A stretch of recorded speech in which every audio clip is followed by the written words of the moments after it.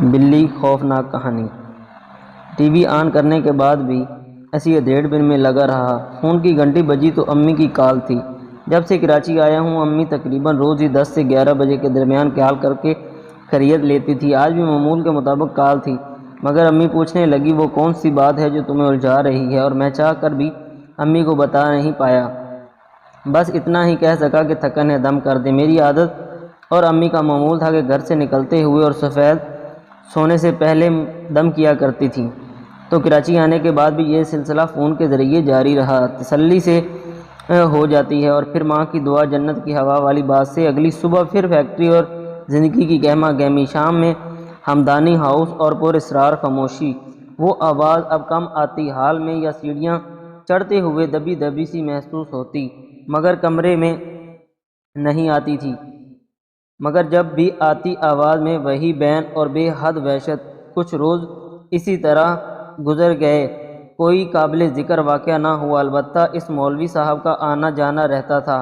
ایک روز میں واپس جانے کے لیے سیڑھیاں اتر رہا تھا کہ ہال کے بائیں جانب ایک کمرے کا دروازہ ادھ کھلا اور نیم تاریک تھا۔ بلی کے رونے کی آواز دھیمی دھیمی آ رہی تھی۔ میری رفتار غیر محسوس طریقے سے بہت کم ہو گئی۔ اچانک بہت تیز چھینک کی آواز آئی، ناگوار بدبو، اور بین مزید بڑھ گیا۔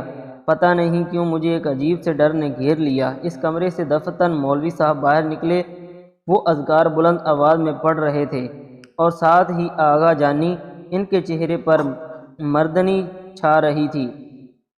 وہ مولوی کو پر امید نظروں سے دیکھ رہی تھی، جبکہ مولوی صاحب نفی میں گردن ہلاتے ہوئے کچھ کہہ رہے تھے۔ جو ہی آغا جانی کی نظر مجھ پر پڑی، انہوں نے لپک کر کمرے کا دروازہ بند کیا۔ میں چھینک سا گیا۔ مجھے سچ ماننے بہت شرمندگی ہوئی، بہت سا نامناسب حرکت سرزد ہوئی تھی، مگر میں بھی کیا کرتا۔ یہ تجسس، یہ راز میرے ذہن پہ سوار ہوئے جا رہا تھا۔ میں آغا جانی سے نظر بچاتے ہوئے باہر نکل گیا۔ ابھی بھی میں لان میں ہی تھا کہ میرا فون بجنے لگا۔ فون فیکٹری سے تھا تو نہ چاہتے ہوئے بھی اسی وقت ریسیو کرنا پڑا۔ کچھ دفتری معاملات سمجھانے تھے۔ فوری میں چہل قدمی کرتے ہوئے فون پر بات کر رہا تھا۔ سامنے مین گیٹ اور میری کمر کی طرف ہمدانی ہاؤس کی 2 منزلہ عمارت تھی۔ باتوں میں محو میں عمارت کی دیوار سے لگ کر کھڑا ہو گیا۔ سگریٹ سلگائی بلی کی مانوس آواز بدستور تھی۔ دل میں کھٹکا سا ہوا کہ وہ آوازیں کہیں بہت نزدیک سے آ رہی ہیں۔ میں فون پر بات کرتے ہوئے اس آواز کی سمت بڑھا۔ وہ آواز ایک کھڑکی سے آتی محسوس ہوئی، شیشے کی بڑی سی کھڑکی۔ میں نے چھو کر دیکھا، وہ متفل تھی۔ اس پر سرمئی پردے پڑے ہوئے یا شاید سیاہ پردے تھے۔ چھینک کی آواز بھی آئی، جیسے کوئی پائل ہو نہیں، شاید زنجیر، مگر بند کھڑکی اور زنجیر کی آواز اتنی صاف۔ سگریٹ سے جب میرا ہاتھ جلا تو میں چونکا گیا۔ میں کیا کر رہا تھا، فون کب میں نے جیب میں رکھا، کچھ یاد نہیں۔ پردہ ذرا سا سرکا اور میری سانس وہیں رک گئی۔ اس کمرے کا منظر دیکھ کر پردے کی باریک سی جھری میں زنجیر اور اس سے بندھا ایک نازک پاؤں کے ساتھ ہی ایک بڑا سا اسٹیل کا پیالہ رکھا ہوا تھا، اور خدایا یہاں تو کوئی قید ہے، مگر کون؟ کمرے میں نیم تاریکی تھی۔ رونے کی آواز اب کچھ انسانی آواز محسوس ہونے لگی تھی۔ شاید یہ پاؤں دیکھنے کے بعد نفسیاتی اثر تھا، مگر سچ ہی یہی ہے کہ اب آواز میں کچھ زنانہ پن نمایاں۔ شیشے سے لگایا یہ منظر دیکھ رہا، اسٹیل کے پیالے کے نزدیک کچھ حرکت محسوس ہوئی، اور ایک کھلے بالوں سے سیاہ چہرہ نظر آیا۔ چہرہ بہت واضح نہیں تھا، بس ایک احساس تھا کہ یہ کسی کا چہرہ ہے۔ وہ پیالے سے نزدیک ہوئی اور پیالہ ہونٹوں سے لگانے کی بجائے اپنی زبان پیالے میں جلدی جلدی ڈبوئی، جس سے ایسی لپ چپ کی آواز پیدا ہوئی جیسے کوئی جانور پانی پیتا ہے۔ وہ پیالے سے ہٹ گئی۔ انداز بالکل بلی کے جیسا تھا۔ اب منظر میں صرف زنجیر اور پاؤں تھا۔ رونے کی آواز بھی پھر شروع تھی۔ میری سمجھ میں اب بھی کچھ نہیں آ رہا تھا۔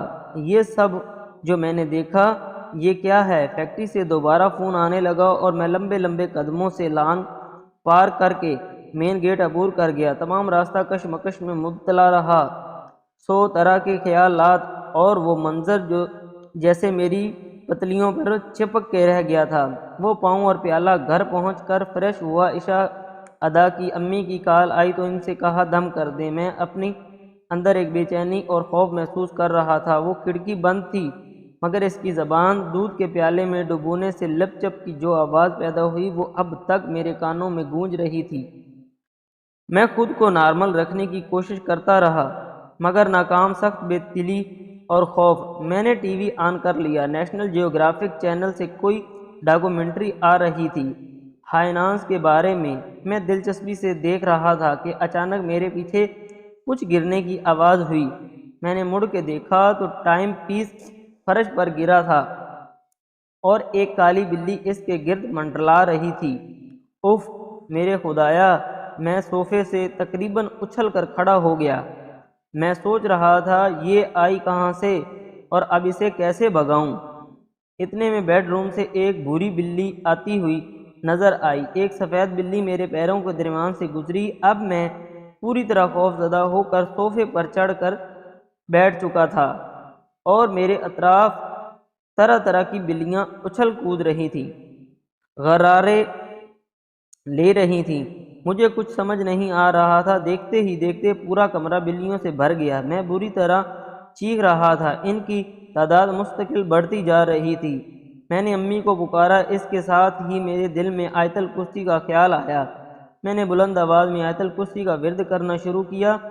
وہ سب کی سب ساکت ہو کر مجھے گھورنے لگیں اور ایک کے بعد ایک چست بھر کے مجھ پر حملہ آور ہونے لگیں۔ میں اور زور سے تلاوت کرتا گیا۔ تلاوت میرے کانوں میں گونج رہی تھی اور ایک جھٹکے سے میری آنکھ کھل گئی۔ میں ابھی بھی آیت الکرسی کا ورد کر رہا تھا۔ میں صوفے پر بیٹھا تھا۔ میں نے ڈرتے ڈرتے پیچھے مڑ کے دیکھا۔ ٹائم پیس اپنی جگہ پر تھا۔ رات کے 2 بجا رہا تھا۔ او میرے خدایا! خواب تھا۔ ٹی وی دیکھتے ہوئے نہ جانے کب میری آنکھ لگ گئی اور شام کے اس منظر کے زیر اثر خواب استفسار بہت خوفناک تھا۔ میرے دل کی دھڑکنیں بہت تیز ہونے لگیں۔ میں نے معوذتین پڑھ کر دم کیا اور آیت الکرسی کا حصار باندھا سونے کی کوشش کرنے لگا۔ رات بہت بے چینی سے گزری اور دن کی وہی گہما گہمی مگر طبیعت بوجھل تھی۔ چھٹی کا وقت جوں جوں نزدیک آیا مجھے پھر وہی مناظر اور ہمدانی ہاؤس کے خیالات نے جکڑ لیا۔ میں چاہتا تھا کہ آج وہاں نہ جاؤں مگر بچوں کے امتحانات نزدیک تھے اور آغا جانی کوئی عذر قبول نہ کرتی۔ چاروں ناچار میں ہمدانی ہاؤس کی جانب روانہ ہوا۔ ہمدانی ہاؤس میں سب کچھ ہوتے ہوئے وہی ویرانی چھائی تھی۔ روشن کمکموں کے بعد بھی مدھم روشنی۔ اس گھر میں داخل ہوتے ہی ایک ناگوار بو سے دماغ سن ہونے لگتا مگر اے سی روم میں اس کی شدت قدرے کم محسوس ہوتی تھی۔ تمام فضول باتوں کو ایک طرف کر کے بچوں کو امتحانات کی تیاری کروانے میں مصروف رہا اور کوشش کرتا رہا کہ گھر تک ہونے والی کسی بات یا کسی شخص پر زیادہ توجہ نہ دوں۔ یہ لوگ جانے اور ان کے معاملات۔ وہ پاؤں دن جوں ہی گزرتے گئے آغا جانی سے دعا سلام لیتا رہا مگر اس شام کے واقعے کے بعد وہ مجھ سے اور میں ان سے نظر بچا رہا تھا۔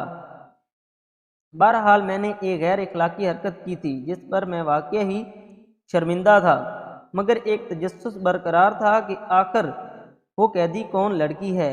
اور پھر مجھے ایک شام اپنے تمام سوالوں کے جواب مل گئے۔ میں بیٹھا بچوں کو پڑھا رہا تھا کہ آغا جانی گھبرائی ہوئی آئیں اور مجھے باہر آنے کا اشارہ کیا۔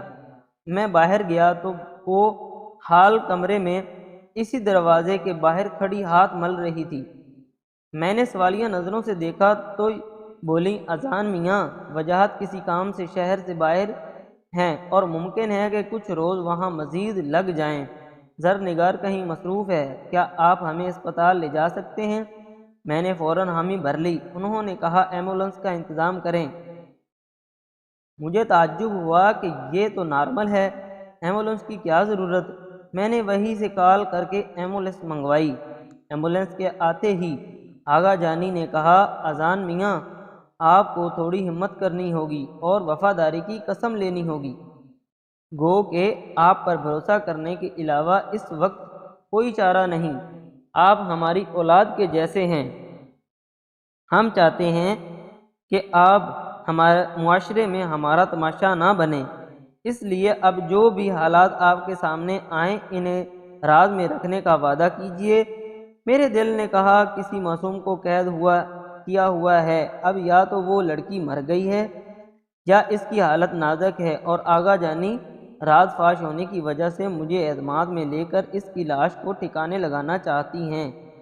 لیکن یہ وقت سب سوچنے کا نہیں تھا۔ میں نے عجلت میں ہاں کر دی اور راز کو راز رکھنے کا یقین دلاتے ہوئے ان کے پیچھے اس کمرے کی طرف بڑھا، اور اندر وہی نیم تاریکی اور ہوش سے بیگانہ کر دینے والی بدبو۔ میری نگاہوں کے سامنے جو منظر تھا آج بھی یاد کروں تو جھرجھری سی آ جاتی ہے۔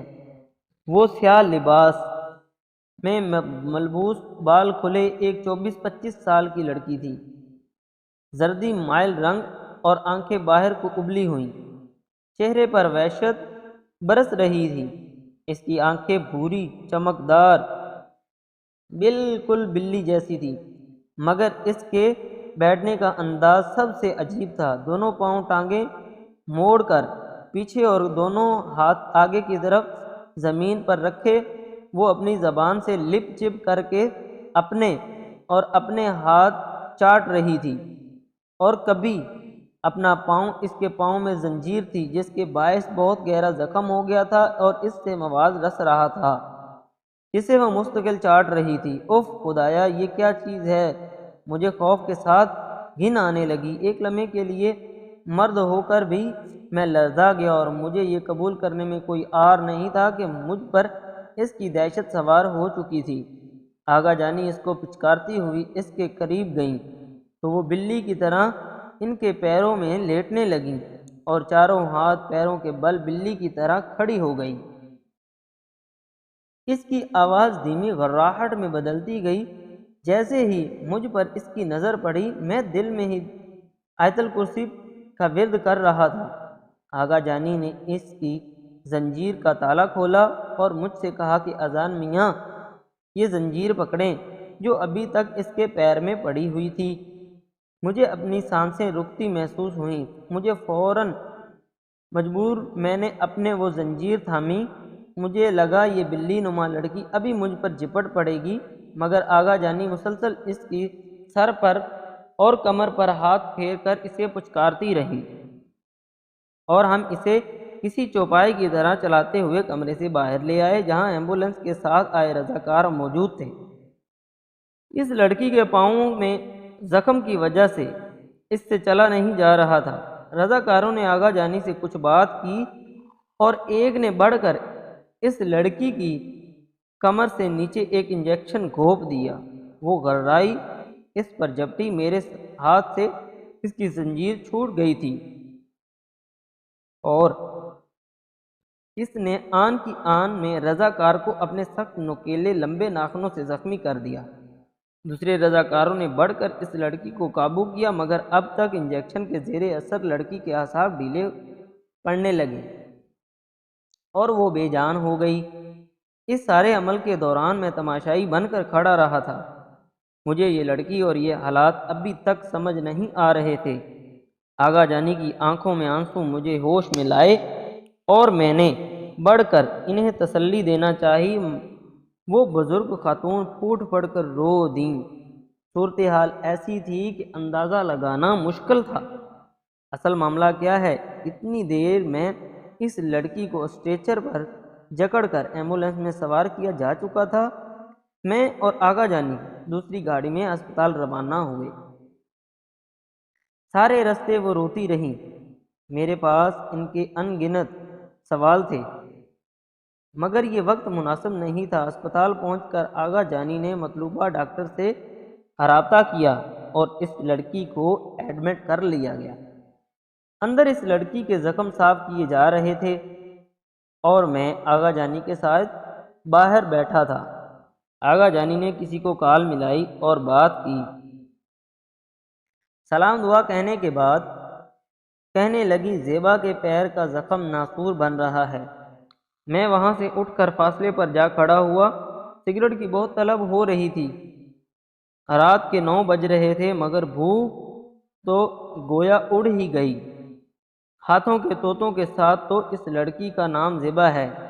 ہو سکتا ہے یہ وجاہت ہمدانی کی پہلی بیوی ہو جسے قید کر دیا گیا ہو اور دوسری شادی رچا لی ہو، یا ہو سکتا ہے یہ کوئی نوکرانی ہو جس کو اذیتیں دے کر اس حال کو پہنچا دیا گیا ہو، یا پھر یہ کوئی خالہ پھوپھی زاد ہو جس کے نام پہ یہ تمام جائیداد ہو، ہمدانی اس کے کیریئر ٹیکر ہوں۔ کچھ بھی ہو سکتا ہے، آج کل کے بیمار معاشرے میں ایسے جرائم عام ہیں، لیکن اگر ایسا ہے تو اس مولوی کا کیا کردار ہوگا اس سارے کھیل میں؟ اگر یہ سب جانتے بوجھتے ہو رہا ہے تو آغا جانی کا دکھ درد کس لیے؟ سوچ سوچ کے میری کن پٹیاں دکھنے لگی تھیں۔ ایک بار پھر اس کی وحشت ناک صورت میری آنکھوں میں صاف تھی،